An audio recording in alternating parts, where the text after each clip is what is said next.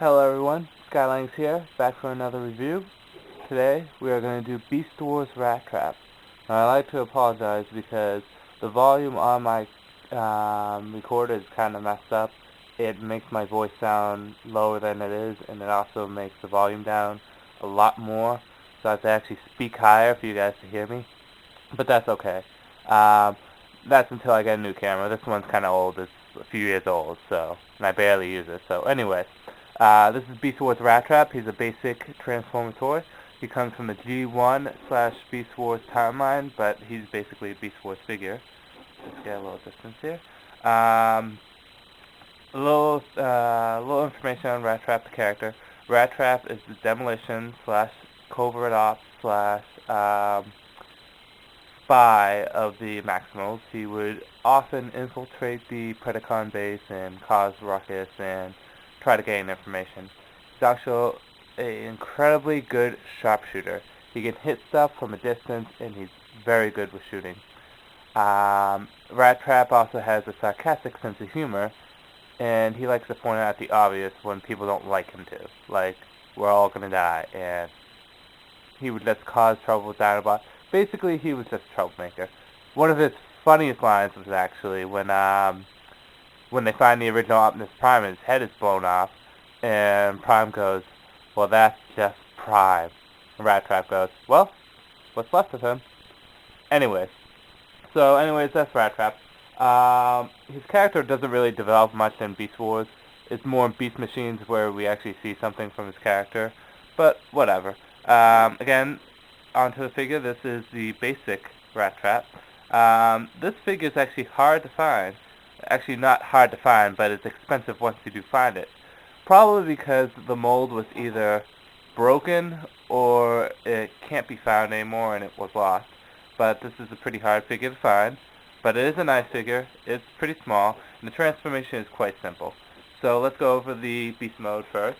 Rattrap is a basic rat. There's no designation on what rat he is. He's just a rat. And that's about it. Nothing big on him. The beast mode, I do have to say, is not bad. It doesn't have any pose abilities. This is basically as much as you can do. You can have the tail go up and down. Whoop-de-dee. But that's about all you can do with the beast mode. Detail-wise, it's fairly detailed. It's not overly detailed, but it is good. Transformation is pretty simple. What you do is you take the tail, right here, you just lift it up, and it's actually an automorph, almost. It's called a quick attack on the Beast Wars things. You just lift it up, and bam, there he is.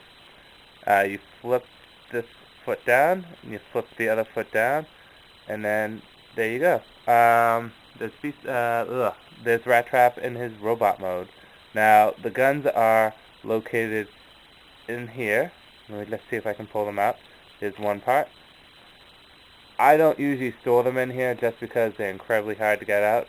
See, I'm going to have trouble with this one.